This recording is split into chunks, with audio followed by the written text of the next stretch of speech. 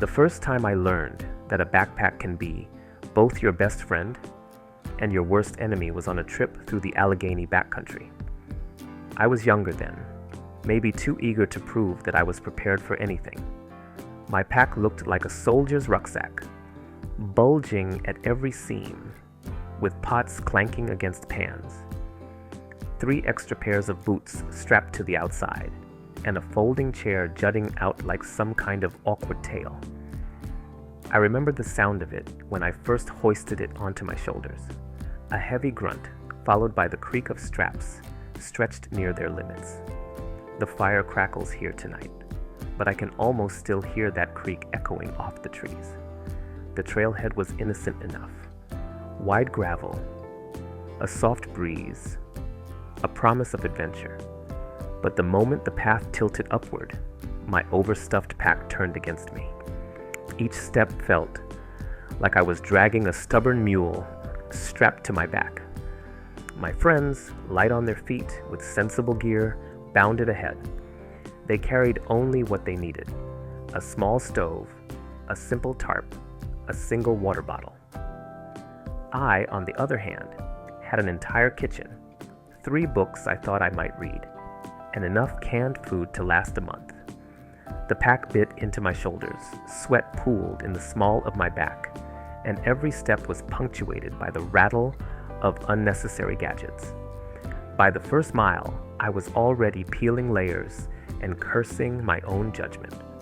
By the third, I was lagging so far behind that I couldn't even hear the others talking anymore.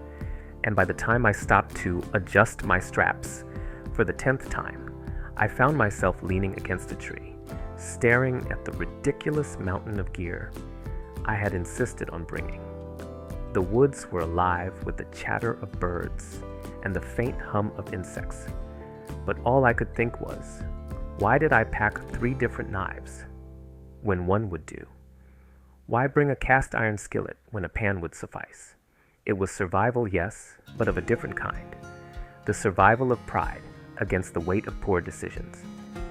I'll tell you this, an overpacked backpack doesn't just slow your body, it slows your spirit. You stop looking up at the sunlight through the leaves or down at the animal tracks along the trail. Instead, you count steps and curse ounces. That first day taught me that the line between being prepared and being foolish is thinner than the nylon straps biting into my shoulders. By the time we reached the ridge that evening, my back felt like it had been worked over with a sledgehammer. Every shift of the straps cut deeper into my shoulders, and my hips were rubbed raw where the waist belt dug in. When I finally dropped that beast of a pack on the ground, the sound it made was less of a thud and more of a crash, like I'd unloaded a sack of bricks onto the dirt. My friends laughed, not unkindly, but with that look of knowing, like they'd all made the same mistake once and were just waiting for me to learn the lesson the hard way. We set camp in a small clearing where the trees opened up enough to let the stars through. The others were quick, efficient, shelters up in minutes. Fire kindled with just a few strikes of flint. I, meanwhile, wrestled with my tent poles, which bent awkwardly because I'd packed the wrong set. When I finally had something that vaguely resembled shelter, I opened my food bag and realized just how absurd my choices had been. There were cans of soup, beans, and even peaches, clanking around like treasure in a chest. No lightweight meals, no dehydrated packs, just heavy tin and the bright idea that a little extra comfort would be worth it. Cooking was its own comedy. I pulled out my full-sized frying pan, a spatula, and even a whisk, because apparently some part of me thought I'd be making omelets on the ridge. My friends were already eating their simple noodles while I fumbled with the can opener and watched the fire sputter under the weight of my ambition. The soup finally warmed, thick and uneven, and by then the mosquitoes had found me. I sat there slapping at my arms, spoon in hand, while the others leaned back on their packs, full and content. But the real kicker came when we all settled into our sleeping bags. The night air grew cold, crisp enough that breath came out in clouds. My friends zipped into lightweight insulated bags and tucked in tight. Me? I had packed 2 sleeping bags because I couldn't decide which one I'd prefer. Both heavy, both bulky, and in my exhaustion, I had shoved them in the wrong compartment. When I went to pull one out, it snagged on the frying pan and tore a seam. Down feathers drifted into the firelight like dandelion seeds, and the look on my friends' faces was somewhere between pity and outright hilarity. I didn't sleep much that night. Between the weight of my mistakes and the cold seeping through the torn bag, I lay there staring at the stars, listening to the wind in the trees. The lesson was settling in, not gently but firmly, with every ache in my shoulders and every ounce of gear I hadn't needed. Morning broke, with a pale light spilling through the trees, and every muscle in my body begged me to stay horizontal. But the trail waited, and so did the weight of that cursed backpack. I remember standing there, staring at it on the ground, thinking it looked more like a boulder than a piece of gear.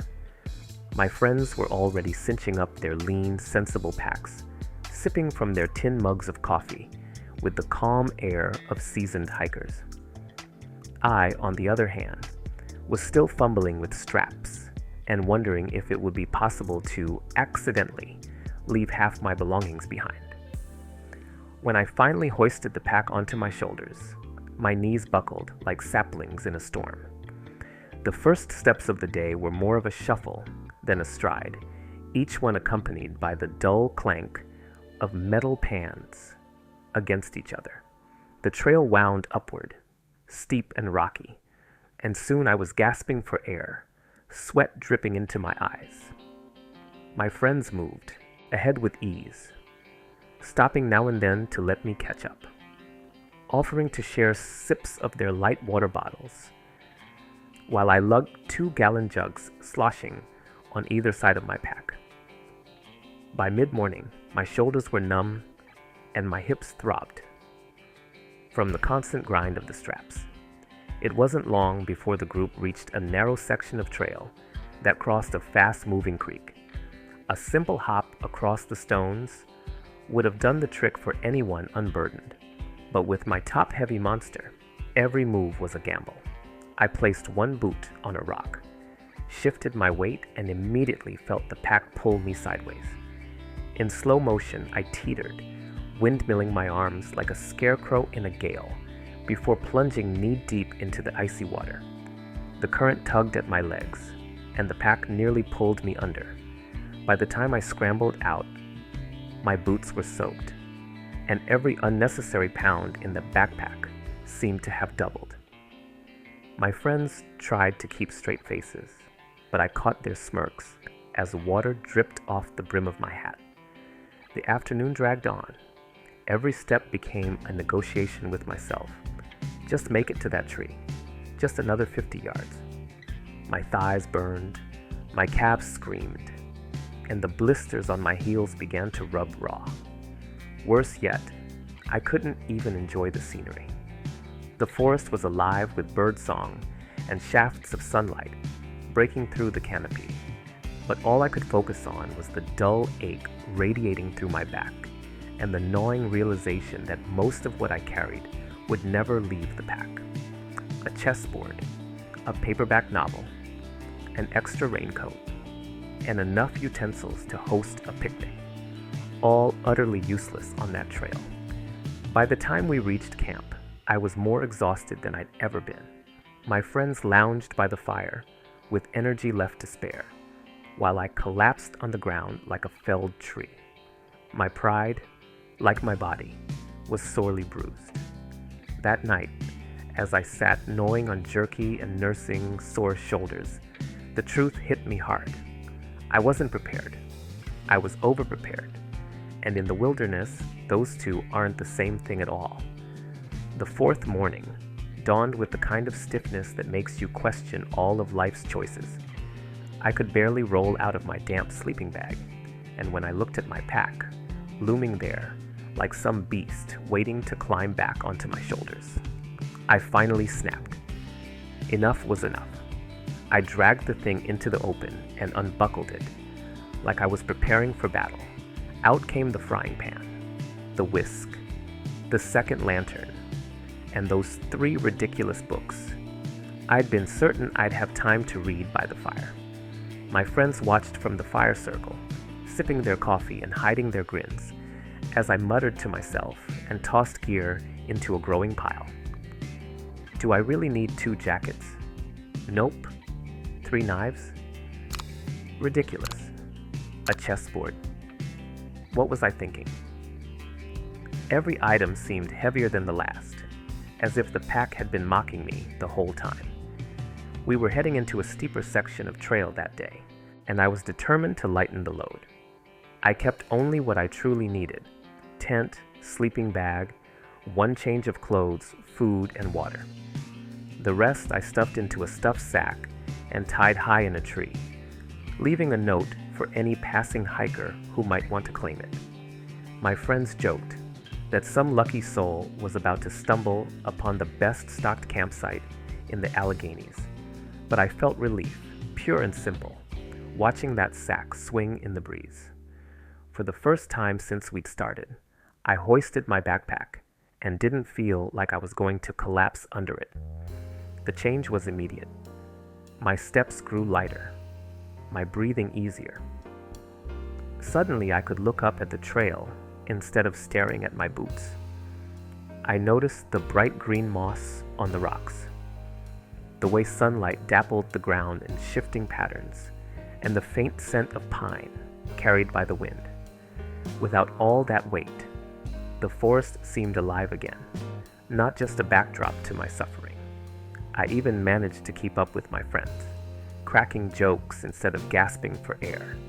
But the wilderness wasn't done testing me.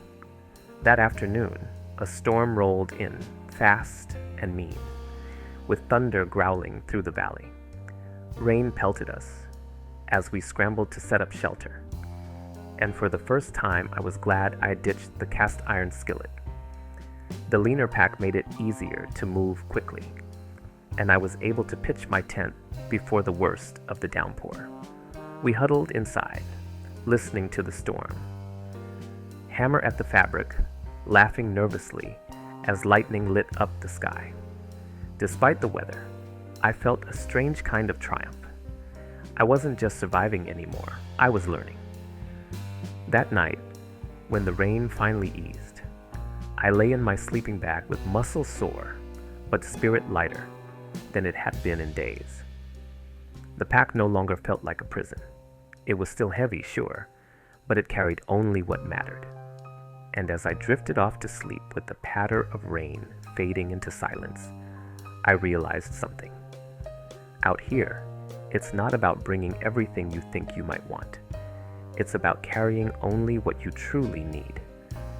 On the final day, the trail seemed to welcome me differently. My shoulders still ached. My boots were still damp from the creek crossing, but the burden felt bearable at last.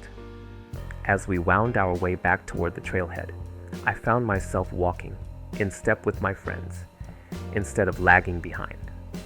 The conversations flowed easier now, stories, laughter, and plans for the next trip. I even caught myself humming, which would have been unthinkable 2 days earlier when each breath was a battle. We stopped at a bluff overlooking the valley. The world stretched out in endless shades of green and gray. The storm had scrubbed the sky clean, and the air smelled sharp, alive with pine and wet earth. I sat there with my pack leaning against the rock, lighter both in weight and in meaning. My friends teased me again about my abandoned stash in the tree. How some lucky hiker might now be flipping pancakes in the woods with my whisk and frying pan. I laughed with them this time, because I finally understood. That pack had been more than just gear. It was a reflection of my stubbornness, my fear of not being prepared, of not having control. By the time we reached the parking lot, My back was sore, but my heart was light. I'd learned that carrying too much, whether it's gear, worries, or pride, only drags you down. Out in the wilderness, simplicity isn't just practical, it's freeing. Every ounce you shed, every unnecessary item you leave behind, makes room for the things that really matter. The sound of the wind in the trees, the company of good friends, the satisfaction of each step forward. That night, back at home, I laid everything out on the floor. Half the items from my original packing list didn't make it past the second day, and I promised myself I'd never overpack again. My pack hangs in the corner now, lean and ready. A reminder of the lesson the Allegheny trails taught me. I smile when I look at it, because I know the truth. In the wild, it's not about carrying everything you don't need. It's about carrying only what will carry you forward. And that's a lesson I've kept with me, not just in the woods, but in life itself. Sometimes the heaviest loads we bear are the ones we choose to shoulder. And the wisest thing we can do is set them down, walk lighter, and leave space for the trail ahead.